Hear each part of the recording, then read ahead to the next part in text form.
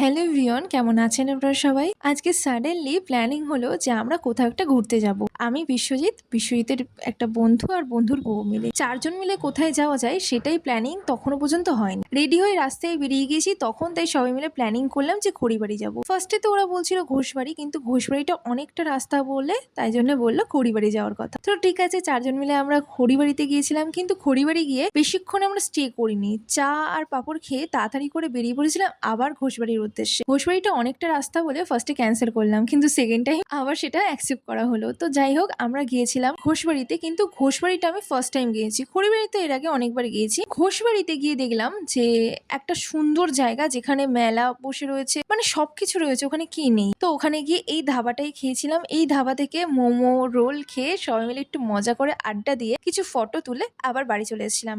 ওই রাত ৯টা মতন বেজে গেছিলো বাড়ি আসতে আসতে। ব্লগটাও যদি ভালো লেগে থাকে তাহলে অবশ্যই লাইক, কমেন্ট, শেয়ার করে দেবেন।